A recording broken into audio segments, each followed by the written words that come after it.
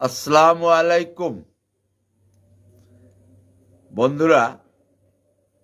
রাজনীতির পাশা খেলা, রাষ্ট্রচিন্তা, রাজনীতি চর্চা এগুলি করতে হয়, করা উচিত আমি মনে করি।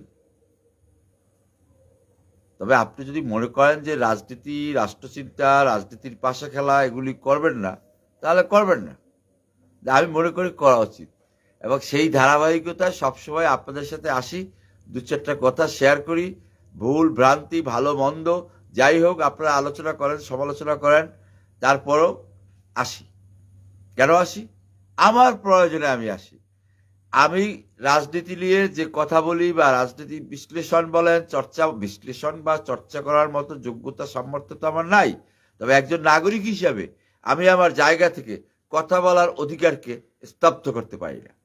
সরকার করলে সে কথা আলাদা, কিন্তু আমি আমার অধিকারকে চর্চার মধ্যে রাখতে চাই, রাষ্ট্রচিন্তার মধ্যে রাখতে চাই, এবং রাজনীতির পাশা খেলা দেখি, যারা খেলে তারা দেখি।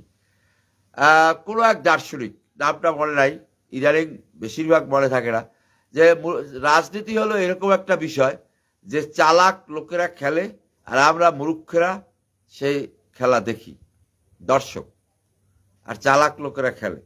না জানি এইরকমভাবে কথাটা বলছে। তো যারা খেলে তারা চালাক, তারা বুদ্ধিমান, বুদ্ধিমানরা খেলে, আর আমরা বসে বসে দেখি, দর্শক। ঠিক আছে, কিন্তু চর্চা করতে হয়, রাজনীতি নিয়ে কথা বলতে হয়। আজকের বিষয়টা একটু জটিল, আমার কাছেই জটিল, আমার কাছে জটিল, আপনাদের কাছে সরলও হতে পারে, হবে আশা করি। সেটা হলো যে আওয়ামী লীগ খুনি মোস্তাককে, মোস্তাক, খন্দকার মোস্তাক, তাকে খুনি বলে। তার ক্যাবিনেটে যারা অংশগ্রহণ করলো তাদেরকে খুনি বলে না। কিন্তু কেন? কেন? যারা ক্যাবিনেটে অংশগ্রহণ করলো না, জেলখানায় 4 জন নেতা প্রাণ দিল অংশগ্রহণ না করার জন্য, আবার তাদেরকে জাতীয় 4 নেতার জেল হত্যা দিবস পালন করে। তো এইটা আমার কাছে অবাক লাগে। আমি আবার আওয়ামী লীগের দোষ ত্রুটি বেশি ধরি, কারণ দলটার প্রতি আমার একটু ভালোবাসা আছে, আমার একটু সফট কর্নার আছে। তো সেই কারণে আমি ভুল ত্রুটিও বেশি ধরি। যাকে ভালোবাসি তাকে নিয়ে এই আলোচনা, যাকে ভালোবাসি না তার সাথে আমার কিসের সম্পর্ক? কোনো সম্পর্ক নাই, বুঝছেন? প্রেমের মরা জলে ডোবে না, আব্দুল আলিমের গান, গতকালকেও বলেছি। তো আপনি খুনি মুস্তাককে খুনি বলবেন, আগস্ট মাস, ব্যাপারটা যায়, তাই না? আজকে 20 আগস্ট হবে। তবে Sheikh Niaz Ahmed is watching, thank you very much. তথ্য এই ভালো লোক পাই গেছি ভাই। তথ্য গবেষণা সম্পাদক, কাউখালী উপজেলা আওয়ামী লীগ, উপজেলা আওয়ামী লীগের তথ্য গবেষণা সম্পাদক। মারাত্মক পোস্ট, বড় পোস্ট, তথ্য গবেষণা। এই তথ্য আওয়ামী লীগের উপজেলা পর্যায়ে রাজনীতির তথ্য গবেষণা সম্পাদক। অতএব তিনি আমার সাথে যোগ দিয়েছেন। সে কারণে বলছি যে আপনি খুনি মোস্তাককে খুনি বলবেন বা খন্দকার মোস্তাককে খুনি বলছেন, কিন্তু তার ক্যাবিনেটে যারা অংশগ্রহণ করলো তাদেরকে আপনি খুনি বলতে চান না, খুনি বলছেন না। আবার যারা খুনি মোস্তাকের ক্যাবিনেটে অংশগ্রহণ না করার জন্য বা খুনি মোস্তাকের সরকারে অংশগ্রহণ না করার জন্য জেলখানায় প্রাণ দিল, তাদেরকে আপনি জেল হত্যা দিবস পালন করছেন। তাহলে এটা সাংঘর্ষিক হয়ে গেল না? যেমন ধরেন আওয়ামী লীগ গত 16 বছরে বা আওয়ামী লীগ 75-এর পরবর্তী সময়ে অনেক খুনি মোস্তাকের ক্যাবিনেটের অনেক মন্ত্রীদেরকে জায়গা দিয়েছে, আংশিক কিঞ্চিত এভাবে সেভাবে জায়গা দিয়েছে, এবং ইনিয়ে বিনিয়ে তারা যেটা বলছে সেটাকে গ্রহণ করেছে। যেমন জেনারেল শফিউল্লাহ, তাকে টিকিট দিয়েছে, নৌকা মার্কা দিয়েছে, এমপি হয়েছেন, কিন্তু কেন? সে কেন দায়ী হবে না? এর একটা রহস্যময় কারণ। এবং ক্ষতিটা কিন্তু আওয়ামী লীগের হয়েছে। কিভাবে হয়েছে? আওয়ামী লীগের একজন নেতা আসাদুজ্জামান, মাগুরা অঞ্চলে বাড়ি হবে, না নড়াইল মাগুরা, তিনি খুনি মোস্তাকের ক্যাবিনেটে অংশগ্রহণ করলেন। তার ছেলে শেখর নাকি নাম, সে প্রধানমন্ত্রীর কার্যালয়ে স্পর্শকাতর জায়গায় প্রধানমন্ত্রী বা আওয়ামী লীগের সভানেত্রী শেখ হাসিনার এপিএস টেপিএস কি একটা হয়ে গেলেন, এবং এমপিও বোধহয় হয়েছিলেন পরে। এবং সে আর তার খালাতো ভাই মিলে প্রচুর লুটপাট করেছে, তথ্য পাচার করেছে। তাহলে আপনি কাউকে বঙ্গবন্ধুর খুনি হিসাবে ভর্ৎসনা করবেন, তিরস্কার করবেন, যেই যুক্তিতে সেই একই রকম যুক্তি থাকা সত্ত্বেও আপনি অন্যকে তা করবেন না। এইটা কিন্তু ক্ষতি হয়েছে আওয়ামী লীগের আজকের জমানায়। কি জমানায়? এই এক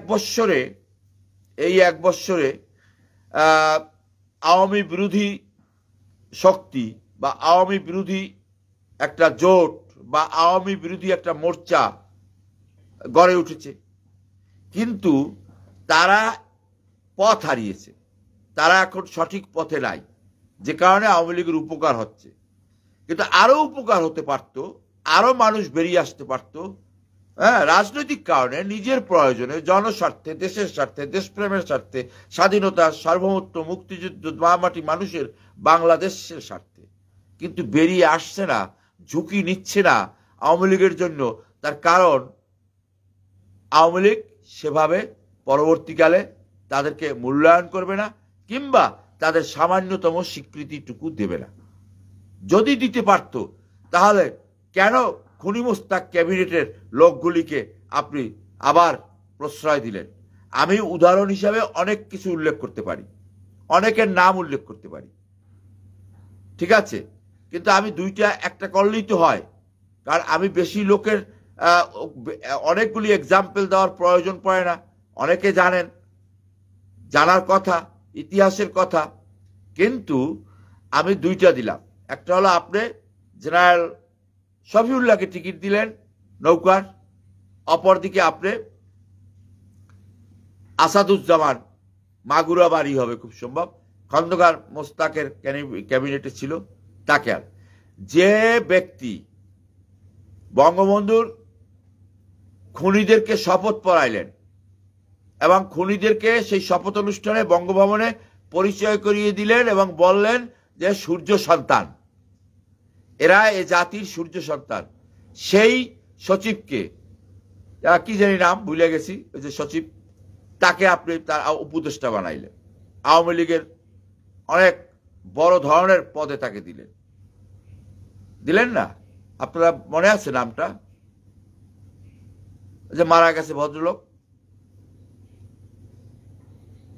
সচিব, সাবেক সচিব, ক্যাবিনেট সেক্রেটারি, যিনি শপথ অনুষ্ঠান পরিচালনা করছে। মনে থাকলে জানাইলে ভালো হইতো, আমার নামটা মনে নাই। ওই যে বেচারা, হ্যাঁ, কেন দিলেন? তার নিজের লেখা বইয়ে তিনি উল্লেখ করেছেন যে বঙ্গবন্ধুর খুনি এই মেজর ডালিম এরা তো থাকতো বঙ্গভবনে, তো তারা সেখানে উপস্থিত হলেন এবং তাদেরকে এই জাতির সূর্য সন্তান হিসেবে পরিচয় করিয়ে দিলেন। তাদেরকে আপনি নিয়ে নিলেন। তো এইভাবে আপনি যে কখন নিবেন কাকে, কখন কাকে নিবেন না, কখন কাকে রাজনীতি করার অধিকার দিবেন, কখন কাকে স্বীকৃতি দিবেন, কখন কাকে স্বীকৃতি দিবেন না, এটা তো নির্ভর করে আপনার এই আওয়ামী লীগে ধানের শীষ নিয়ে নির্বাচন করলো পার্থর ছোট ভাই ভোলায় শান্ত, পরবর্তীকালে তাকে যুবলীগের প্রেসিডিয়াম মেম্বার বা একটা বড় ধরনের পদ দিয়ে দিলেন। এখন এই যে রাজনৈতিক খেলা বা চেইন অফ কমান্ড নাই, এখানে সিদ্ধান্তের মধ্যে অসিদ্ধান্তহীনতা প্রবেশ করে। এ কারণে আওয়ামী লীগের অনেক লোক আছে, 3 কোটি 4 কোটি ভোটার সমর্থক আছে, ঐতিহাসিক রাজনৈতিক দল, ইতিহাসের প্রেক্ষাপটে ঐতিহ্যবাহী রাজনৈতিক দল, এর তো অনেক সমর্থক আছে, বিদ্রোহী আছে, বিপ্লবী আছে, আওয়ামী লীগে নাই কি, সবই তো আছে, থাকার তো কথা, কিন্তু তারা অনেকেই কাজ করতে চায়, কিন্তু তারা ঝুঁকি পায়। কারণ এই শেখ পরিবার টাকাওয়ালা একজন লোক পেলে তাকে আদর করে কোলে উঠিয়ে নেবে, যেটা আমার জেলায় হয়েছে। এই শেখ পরিবারের কারণে আমার জেলা না, বরিশাল জেলা ডিভিশন একদম ধ্বংস হয়ে গেছে। এবং আত্মীয়তার সুবাদে আপনি যোগ্যতা অযোগ্যতার মাপকাঠিটা পর্যন্ত বিবেচনা করে না যে দল, সেই দলে এখন ঝুঁকি নিয়ে লোক বেরিয়ে আসতে অবশ্যই চিন্তা ভাবনা করছে। হ্যাঁ, জেনাই খান পান্না সাহেব বেরিয়ে আসছেন, চেষ্টা করছেন, কিন্তু বয়োবৃদ্ধ। রিকশাওয়ালা আজিজুর রহমান, অর্থাৎ বুঝতে হবে সুপ্রিম কোর্টের আইনজীবী থেকে শুরু করে রিকশাওয়ালা আজিজুর রহমান এর যে বেরিয়ে আসছেন, এর থেকে বোঝা যায় যে আওয়ামী লীগের লোক সকল পেশায়, সকল জায়গায়, সকল স্তরে আওয়ামী লীগের সমর্থক আছে, ভালোবাসা আছে, কিন্তু তারা হেজিটেট ফিল করছে যে কখন কাকে কোথায় যে ছুঁড়ে ফেলবে এর গ্যারান্টি কি।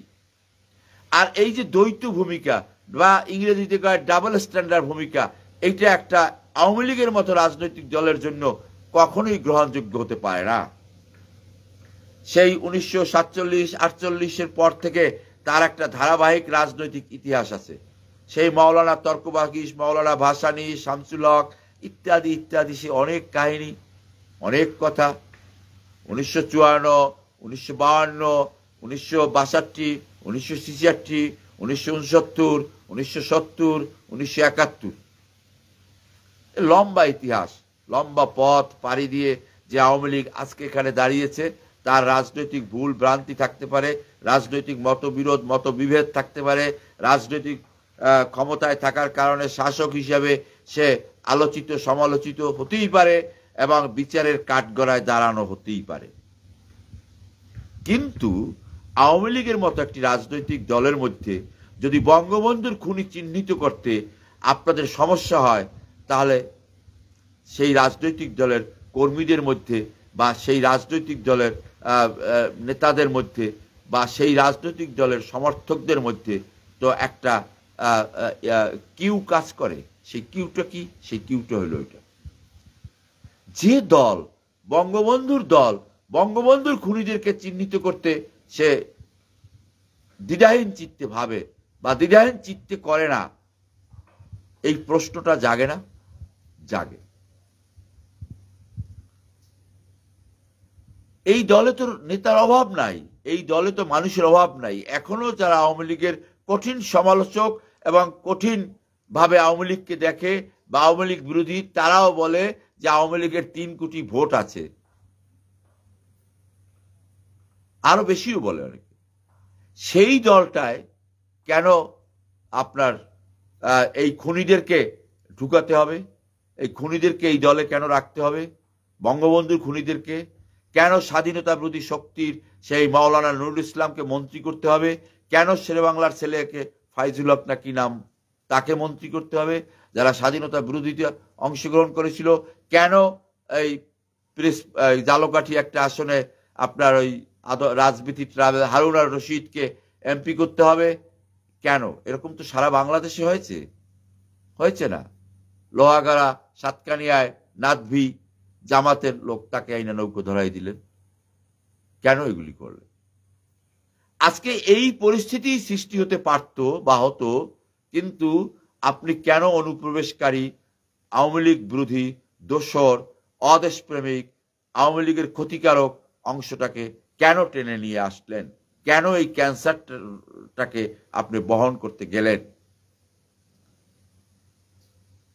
আজকে আত্মসমালোচনার সময়, কঠিন বিপদে ধৈর্য হারা না হয়ে বা মানে তড়িঘড়ি করে সিদ্ধান্ত গ্রহণের চাইতে আত্মসমালোচনা করা এবং রাজনীতির ইতিহাসের পাতায় পাতায় প্রবেশ করা অত্যন্ত জরুরি যদি রাজনৈতিক শক্তি হিসাবে গড়ে তুলতে চান।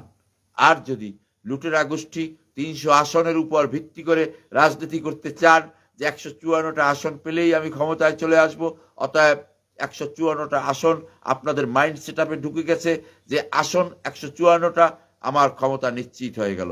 এই ধরনের ব্যবস্থাপনা থেকেই আজকে একটি রাজনৈতিক দল আজকে কোথায় ছিটকে পড়তে পারে রাজনীতি থেকে, সেটা অনুমান করতে হবে। আজকে দেশ বিদেশে প্রশ্ন উঠেছে যে 3 কোটি ভোটারের আওয়ামী লীগ সমর্থক 3 কোটি ভোটারদেরকে রাজনীতি থেকে বিচ্ছিন্ন করে কোনো মতেই একটা নির্বাচন গ্রহণযোগ্য হতে পারে না। পৃথিবীর সেরা শ্রেষ্ঠ নির্বাচন উপহার দেওয়ার কোনো সম্ভাবনা নাই। অ্যারিস্টটল রাষ্ট্রবিজ্ঞানের জনক একথা কোথাও বলে নাই। আপনি 3 কোটি জনগোষ্ঠীকে রাজনীতি থেকে বিচ্ছিন্ন করে আপনি নির্বাচন করার প্রক্রিয়া যারা মনে করছেন বা ভাবছেন তারা সঠিক সিদ্ধান্ত নিচ্ছেন না এবং জনগণকে এই 3 কোটি 4 কোটি জনগণকে আওয়ামী লীগের সাথে গাঢ় সম্পর্কের সেতু বন্ধন সৃষ্টি করে দিচ্ছেন, যার জন্য আওয়ামী লীগ অথবা এমন হতে পারে যে একটি অংশ এই মহলের মধ্যে পথহারা আওয়ামী বিরোধী পথহারা পাখিদের মধ্যে একটি অংশ আওয়ামী লীগকে চায় এবং আওয়ামী লীগকে ফিরিয়ে আনার জন্যই তারা এইসব করছে, যেটা আওয়ামী লীগের উপকার হচ্ছে। তাই আওয়ামী লীগের উপকার এখন থেকে হতেই থাকবে, কারণ আওয়ামী বিরোধী শক্তি পথহারা পাখির মতো যা করছে আওয়ামী লীগের পক্ষে যাচ্ছে। তাই আওয়ামী লীগের যে অংশ লুটেরা এবং অত্যাচারী নির্যাতন করেছেন নিজের দলের নেতাকর্মীদের প্রতি, তারা পালিয়ে আছেন বা লুকিয়ে আছেন, থাকুন, কিন্তু মুখ বন্ধ রাখবেন। আওয়ামী লীগের উপকার হয়ে যাবে প্রাকৃতিক গতিতে। আর যদি সাহস থাকে, বুকের পাটা থাকে, নৈতিক মনোবল থাকে, দেশের মাটিতে ফিরে এসে রাজনীতি সংগঠিত করুন, সংগঠন সুসংগঠিত করুন।